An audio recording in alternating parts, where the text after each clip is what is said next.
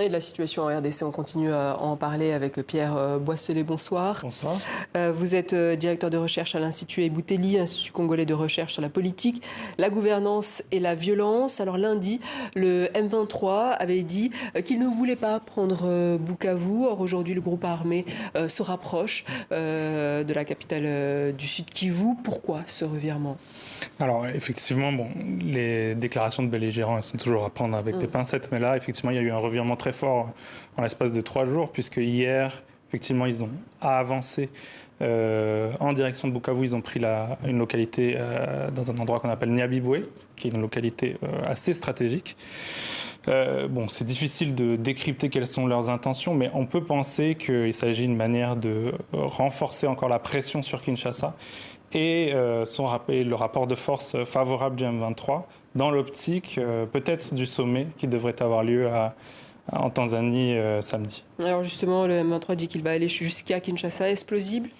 Alors, à ce stade, non. On pense que le M23, avec le soutien du Rwanda, ça pourrait représenter entre 10 et 15 000 hommes. Donc, c'est trop peu pour conquérir l'ensemble d'un pays continent comme la RDC aujourd'hui. Évidemment, c'est difficile de prévoir ce qui peut se passer dans les prochains mois. Mais à ce stade, je pense qu'ils cherchent plutôt à consolider leur position dans l'est de la RDC et, comme je disais, peut-être à renforcer encore la pression sur Kinshasa. Alors, sur le papier, l'armée congolaise est 10 fois plus nombreuse que le M23. Alors, comment expliquer cette défaite à Goma ?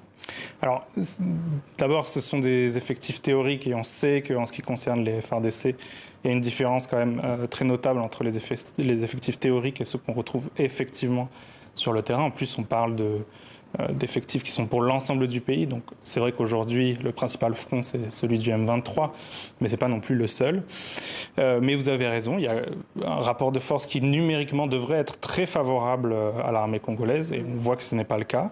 Alors, je pense qu'il y a plusieurs facteurs qui expliquent ça. Il y a les problèmes de gouvernance au sein des FARDC. On sait qu'il y a des problèmes de corruption qui font que les moyens engagés ne se retrouvent pas forcément en effet sur le terrain. Il y a des problèmes de commandement. Et en face, il faut le dire aussi, il y a une armée rwandaise qui, même si ses effectifs sont plus limités, mais on parle quand même de vraisemblablement au moins 5 000 hommes. Et on sait que cette armée-là est extrêmement disciplinée, extrêmement déterminée et aussi très bien équipée, bénéficiant d'équipements de pointe. Et c'est ça qui explique que malgré ce déséquilibre théorique, on trouve ce rapport de force. Alors, les églises catholiques et protestantes ont prôné le dialogue avec le M23. Est-ce une solution à vos yeux ? Alors, cette initiative, elle est intéressante. Elle intervient dans un moment où la pression sur le pouvoir de Kinshasa est extrêmement forte. La pression militaire, on vient de le dire, mais je pense aussi la pression diplomatique des pays de la région. Pression pour que le gouvernement congolais accepte des négociations avec le M23.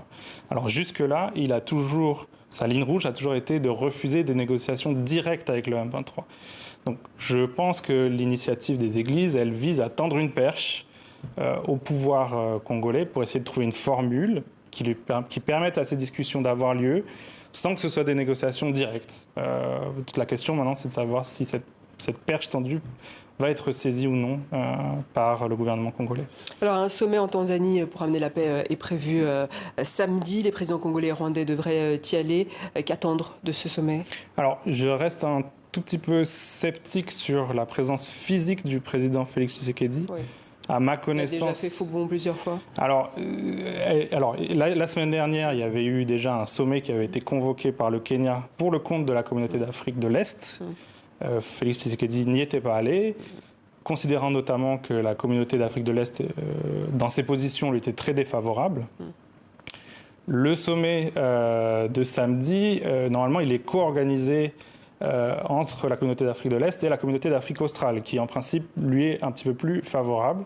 Donc il faut voir si cet équilibre relatif pourrait lui permettre d'y aller. Mais à ma connaissance, la présidence congolaise n'a pas encore confirmé sa présence physique. Aujourd'hui, que peut faire la communauté internationale pour mettre fin au conflit ?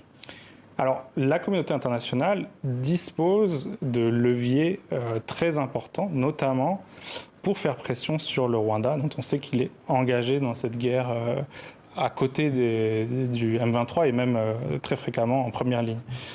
En réalité, le Rwanda, c'est un pays qui dépend beaucoup de l'extérieur pour son budget, même son économie, notamment, est très dépendante du tourisme. Donc, ce sont des flux sur lesquels la communauté internationale a des prises et elle pourrait agir sur ces flux avec des conséquences économiques réelles sur le Rwanda. Maintenant, ce qu'il faut dire aussi, c'est que l'inverse est aussi vrai. C'est-à-dire que la communauté internationale a une certaine dépendance au Rwanda, et notamment à l'armée rwandaise, qui intervient sur différents théâtres en Afrique, donc notamment au Mozambique, en Centrafrique, et qui est aussi un contributeur de troupes majeures aux missions de l'ONU, donc là aussi notamment sur le continent. Et donc le Rwanda a aussi des moyens de pression. Le Rwanda pourrait, s'il faisait face à une trop grande pression, décider de mettre fin à ces opérations, et avec des conséquences qui pourraient être très négatives. Donc pour l'instant, je dirais que la communauté internationale n'a pas décidé de faire usage des leviers dont elle dispose à l'égard du Rwanda. Alors on a vu qu'il y avait justement des tensions aussi avec l'Afrique du Sud, entre le Rwanda et l'Afrique du Sud, qu'il y a des forces de maintien de la paix dans l'est du Congo. Comment expliquer ces tensions ? Alors, c'est deux pays qui entretiennent en réalité des tensions depuis assez longtemps. Alors, il y a des pics plus ou moins importants. Mais en fait, il y a une espèce de lutte d'influence entre ces deux pays pour l'influence sur la RDC. On se souvient que l'Afrique du Sud avait été un peu le fer de lance de la brigade d'intervention de la MONUSCO, qui avait en grande partie, largement contribué à mettre fin à la première aventure, on peut dire, du M23 en 2012 et en 2013 surtout. Et donc là, l'Afrique du Sud est à nouveau engagée comme protecteur, on pourrait dire, du gouvernement congolais. Mais c'est pas du tout certain qu'elle a encore les mêmes moyens militaires et politiques pour lutter contre le M23. En tout cas, on a vu que son déploiement, qui était principalement à Goma et alentour, n'a pas réussi à empêcher la chute de cette ville aux mains des rebelles. Pierre Boisselet, merci. Je rappelle que vous êtes directeur de recherche à l'Institut Eboutelli.